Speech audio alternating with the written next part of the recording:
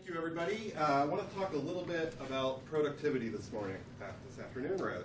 It's flying by. So we spend all our time at conferences like this, and what are we learning? We're learning what to do. We do this, we did this, we had success there, but we don't spend much time on how you do it. How do you actually manage the day-to-day? How do you manage yourself? How do you make sure you get everything done? You know, we have these huge to-do lists. You never get them done. We think we need to work 60 hours a week to meet the goal, whether it's unrealistic expectations or work habits, but we have ways we can be more effective with our time, use our time better, and get more things done and be more productive for our organizations. So I'm going to just talk a little bit about that. It's called 10 Hacks in 10 Minutes. We'll define hack in a minute or two here. But basically, we're just looking at creative ways that you can change your daily routines to get more done, to work smarter, not harder. Before I dig in, a little bit about who am I and why do I know what I'm talking about. So I'll start with a confession. I have this weird addiction to personal productivity books. Whenever the new thing is coming out, I have it on Amazon pre-order. I see it ships, I'm excited. My wife sees me run into the mailbox. She says, "There's another one coming, isn't there?" And I said, yes. So, but I don't know why, but I just like them. I like the concept of continuous self-improvement. And me being here means you don't have to read all those. So I will try to give you a few gems and save yourself. So it can be a little dry. 1 in 8 is actually good. The rest is just recycled garbage. So that's that side of me. The other side is I'm a career-long fundraiser and nonprofit guy working in higher ed, the museum world. And now I manage the United Arts Fund here in the Harrisburg area for the last 7 years. So, and you probably saw me on stage earlier doing the AFP president thing. So I get what we do, and I have the productivity thing. So hacks. So a hack, as I said, is a simple strategy or technique that you adopt in order to manage your time or daily activities in a more efficient manner. It can be all aspects of your life. I'm going to give 10 today in no particular area, but I actually am doing a presentation tomorrow where we'll dig in a little more, and I'll talk about that at the end as well. But let's just get started, and 10 random hacks to improve your life. Number 1, schedule time to work by yourself when you have a big task. So, you've got your day scheduled, you need to draft your annual report, and what happens? You get a phone call at 9 in the morning, a meeting pops up, your executive director calls you into something else, then it's lunch, then the afternoon comes, 30 emails backed up during that time, so you deal with that. It gets to be 2:30 in the afternoon, you haven't touched the one big thing you needed to do that day. Well, it's coming up, when you have to do it, put it on your calendar. Block out 2 hours in the morning, if you have to say meeting with self, or you just reserve the boardroom, something like that, set it up so you have that block. If a true crisis arrives, certainly, you can shove it aside. You can cancel that meeting, you schedule it. But, otherwise, people will respect that, understand something important needs to happen. So, schedule time with yourself. Number 2, network by not talking about work. So, what's the purpose of a networking event? What are you looking to do there? Make connections, yes. Thank you for not saying raise money or do business or, No, you're looking for the connection, that common bond. So when you start and you meet somebody, you say, oh, what do you do? My name's Chad, I'm a fundraiser, what do you do? They're going to talk about work. The better thing to say is, hi, I'm Chad, nice to meet you. What do you do when you're not at events like this or at work? So they're going to instantly talk about something they're passionate about, something they like to do. That's going to free you up to think, oh, I like that too. You're going to build that common bond. And chances are you don't do similar work. You don't do the same kind of organization. Work's not the starting point. So find that bond, and you do it by not talking about work. Number 3, eat dark chocolate. This is usually everybody's favorite. And this is simply kind of a little bit of energy management. So, you're probably either a morning person, you are effective in the afternoon, you're a night owl, but you probably have that time of day that you're just kind of worthless. Believe it or not, right now is my worthless time. What do you think I did about 45 minutes ago? A couple pieces of dark chocolate to lift that energy level up. And I know people are going to say, can I do milk? Can I do white? There's something in dark that's a little better, so it's the dark chocolate. But just take that little boost. But the real message here is manage your energy level. Know when you have your good time and your bad time. So save processing emails for your low energy time of day.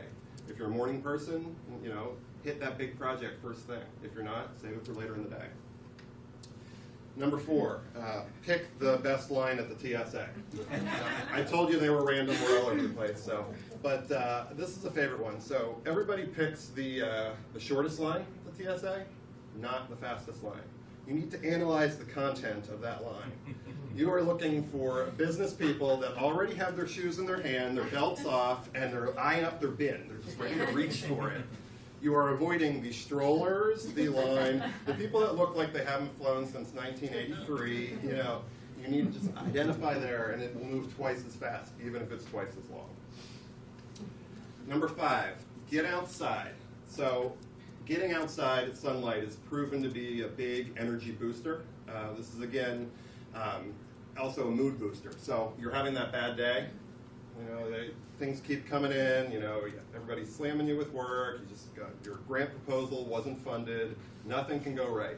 Get up from your desk, take 2 minutes, go outside, walk around the building twice, come back in. Refreshed, mood level's up, you're ready to tackle again. So don't just sit there and kind of take it, and another punch, just break up the day. Number 6, what's he doing? Yes. It doesn't exist. He thinks he's multitasking. He is not. Multitasking is a myth. Your brain physically cannot multitask. What he's doing is rapidly switching between different tasks. So that sounds fine. All right, I'm getting a bunch of things done at the same time. I'm using my time good. No, we've actually, there are scientists that study this. There's scientists that study all this stuff. It seems really odd, but believe it or not. And they actually found there's something called switching cost. So every time you change between tasks, there is a cost of time of doing so until your brain reaches back to peak efficiency and can focus. The average switching cost is 64 seconds. So every time you go from phone to email to work, to email to work, email, work, 64 seconds. So, really adds up quickly. So don't multitask. So just focus on one thing at a time. Work on it as long as you can. You don't have to finish it. Maybe you do 45 minutes on this task, move it along. Then we take our switching cost and go to something else to keep us motivated. But, that back and forth doesn't exist. Go on a social media diet. I really wish it was this easy in real life, just, But, social media, great thing. We engage, we build communities, we keep up with people, but incredible time waste. Especially at work, you're going on your Facebook page to do a post, you see your donor did this, suckered there, you get a little bit more time, then before you know it, you're looking at cute kitten photos that your college roommate posted that you haven't seen in 20 years.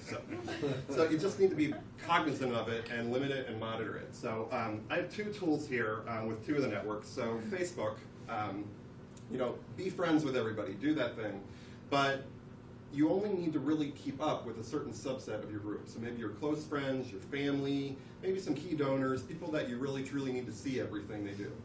There's a little option that says get notifications. So any of your friends, you can click get notifications.